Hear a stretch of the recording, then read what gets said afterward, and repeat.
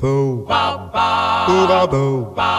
As I float around the square, see crumbs fall down, lost in the sea, but well looking down. Every little morsel shines like a dream.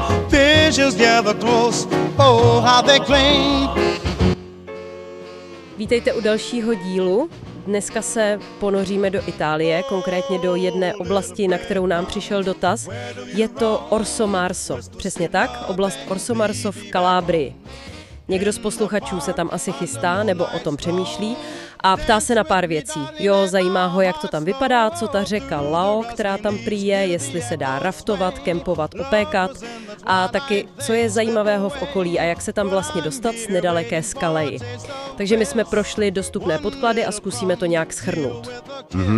To je zajímavé téma.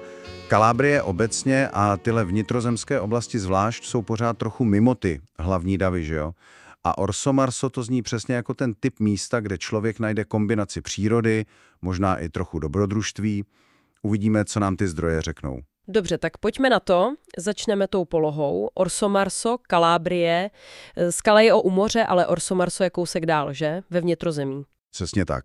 Od Tyrhenského moře se posouváme do vnitrozemí směrem k horám. Ta oblast Orso Marso leží vlastně na okraji nebo přímo v národním parku Pollino. Pollino? Moment, to je ten největší národní park v Itálii, ne? Ano, přesně ten. Takže si tu krajinu musíme představit jako, hodně hornatou, členitou. Podklady mluví o strmých svazích, hlubokých údolích, která vyhloubily řeky a jednou z nich je právě ta Lao. Jsou tam hustý lesy, hlavně listnatý, výš pak buky, a níž zase ta typická středomořská vegetace, ta machie, takové ty husté křoviny, duby, myrta. Je to prostě divočejší, zelenější, než si člověk možná představí, jih Itálie. Národní park to zní dobře. Znamená to i nějakou ochranu přírody. Asi i zajímavá zvířata, rostliny. A co ten název Orso Marso? Orzo je medvěd, že? Jo, ta souvislost s parkem Pollino je důležitá. Je to chráněné území. A s tím názvem zdroje se shodují, že historicky tam medvědi fakt žili. Obec Orso Marso se tak jmenuje podle nich. Dneska už je tam prý medvěd spíš vzácnost, jakože hodně velká vzácnost, ale žijou tam vlci, vidry, spousta dravců, orel skalní a taky vzácný stromy, třeba borovice Heldreichova, to je symbol parku. Takže biodiverzita tam je určitě bohatá. Páni, to zní jako fakt působivé prostředí.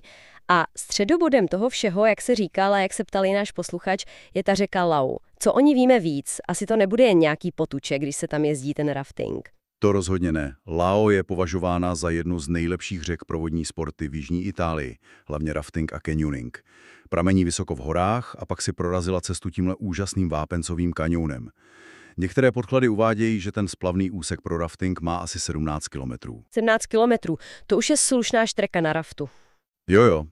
A vody má prý dost většinu roku, i když to samozřejmě kolísá podle dešťů a tání sněhu. Ten tok se mění. Jsou tam klidnější úseky, průzračná voda, dá se i koupat, ale pak hlavně ty peřeje. Různá obtížnost. Některé zdroje píšou až WWW3-4, což už chce buď zkušenosti nebo určitě kvalifikovaného průvodce. Jasně, a tady to začíná být fakt zajímavé, ten zážitek z raftingu. Co člověk může čekat? Je to jenom o tom adrenalinu, o těch peřejích? No právě, že asi nejenom. Je to kombinace, to říkají vlastně všechny ty recenze a cestopisy, co jsme našli. Adrenalin tam samozřejmě je. Peřeje, vlny, musíš makat s posádkou, poslouchat průvodce. To jo, to si dovedu představit. Ale stejně silný, ne-li silnější, je prý ten vizuální zážitek. Pluješ prostě kanionem, stěny vysoký desítky, někde prý až stovky metrů, vidíš skály, vodopády ze stěn, tu bujnou vegetaci, co se drží na skalách. Dostaneš se do míst, kam se jinak vůbec nedá. To zní nedostupně a lákavě zároveň. Jeden průvodce v nějakém rozhovoru zdůrazňoval ten pocit ponoření se do té divoké přírody. Mluvil o křišťálově čisté vodě, vidíš až na dno a to ticho, který ruší jen ta řeka a pokyny na lodi. Takže jo, adrenalin, ale taky fakt úžasný scénérie. Zní to skvěle. Zmiňoval si průvodce, je ten rafting na Lao i pro někoho, kdo na raftu nikdy neseděl, pro začátečníky? Vypadá to, že jo, je tam několik firem, co to organizujou A podle jejich webů a materiálů nabízejí různé varianty.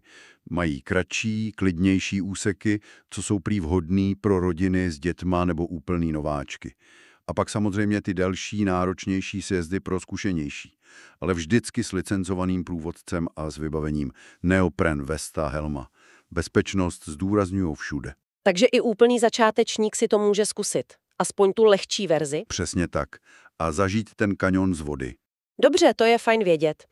A co ty další věci, co byly v tom dotazu táboření a opékání? Znamená to, že se tam dá zůstat i přes noc? Někde u řeky? Ano, zdá se, že jo. Některé ty raftingové základny, co jsou kousek od řeky, nabížejí i kempování.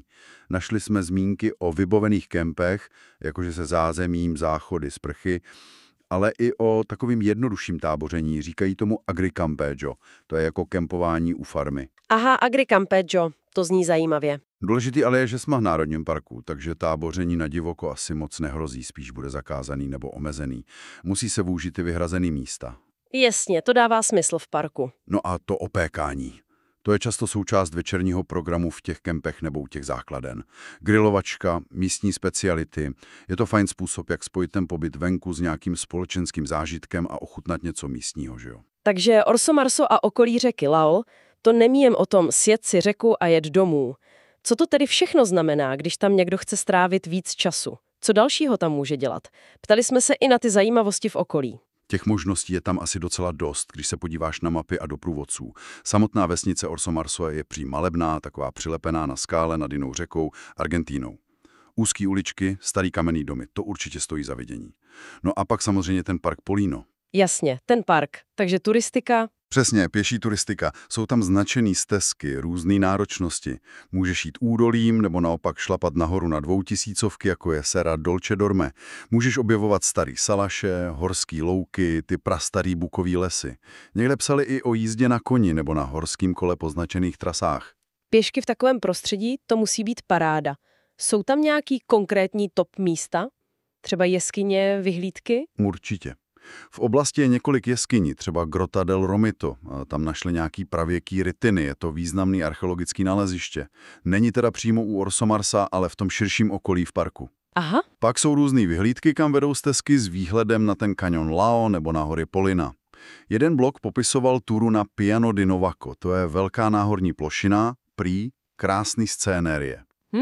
A nesmíme zapomenout na další ty horské vesničky okolo Papasidero Mormano. Každá má asi svůj ráz, historii, malý kostelíky, zbytky opevnění. To už je program na víc dní, jak říkáš. A ta praktická stránka doprava ze Scaly, jak je to jednoduchý se tam dostat? No, Scalia leží na hlavní pobřežní silnici SS18 a má i nádraží na trati Řím-Reggio Calabria, ale do toho Orso Marsa, což je tak 20-30 kilometrů do vnitrozemí, tam je jednoznačně nejlepší auto. Buď vlastní nebo půjčený. Takže půjčit si auto ve Scaly asi dává smysl. Asi jo. Cesta vede po menších silnicích, stoupá to do hor, takže to bude klikatější, pomalejší, ale zase hezký výhledy cestou. Prý. Podle map a informací od těch, co tam pronajímají ubytování nebo dělají ten rafting, tak cesta autem ze Scaly k těm hlavním nástupním místům trvá tak půl hodiny, 3/4 hodiny. To není tak hrozný. Není. Nějaký místní autobusy tam asi jezdí, ale spojení bude málo a nemusí jet až přímo k těm základnám nebo na začátek túry, takže auto dává tu flexibilitu. No. Parkování by mělo být v pohodě, u základen i v Orso Marsu. Dobře, tak si to pojďme shrnout. Oblast Orso Marso v Kalábrii, kousek od Scalei. Vypadá to na základě těch informací jako fakt skvělá volba pro lidi, co mají rádi přírodu a chtějí být aktivní. Leží to v národním parku Polino, je tam dramatická horská krajina, kterou tvaruje řeka Lao. Přesně. Ta řeka Lao je hlavní lákadlo rafting v úžasném kaňonu a co je důležité, jsou tam varianty pro různě zkušený lidi. K tomu přidej pěší turistiku po parku, návštěvu těch malebných vesniček jako samotný Orso Marso, možná i ty jeskyně. A taky možnost kempovat u řeky, ať už v kempech nebo v tom agricampeggio, často spojený s jídlem, opékáním. Celkově to působí jako místo, kde se dá strávit fajn aktivní dovolená v kontaktu s dost divokou a zachovalou přírodou. A dostupnost autem ze Scaly je vlastně docela snadná, necelá hodina cesty, takže se dá udělat i jednodenní výlet, i když pro plný zážitek je asi lepší tam pár dní zůstat. Je to fakt šance zažít jih Itálie trochu jinak než jenom pláže a davy turistů. To místo rozhodně zní lákavě. Ukazuje to, že i v Evropě pořád jsou místa, která nabízejí takovýto opravdový dobrodružství a silný zážitky z přírody, pokud člověk trochu hledá. A to je možná ono. Hodnota těchto míst je právě v tom, že ještě nejsou tak úplně objevený tím masovým turismem, viď? Mají autentičtější ráz, ten kontakt s přírodou je intenzivnější, zážitky osobnější. Chce to možná trochu víc plánování nebo ochotu vylézt z komfortní zóny, ale odměna pak může být něco fakt jedinečného. Je to o tom aktivním objevování, nejenom pasivním konzumování. A to nás přivádí k takové závěrečné myšlence, kterou si může každý odnést. Když plánujeme volno, cestu, co vlastně hledáme? Je to ten dokonalý servis a všechno nalajnované?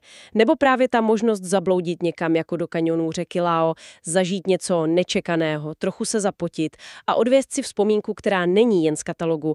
Co nám osobně dává větší radost? Nad tím se můžeme zamyslet.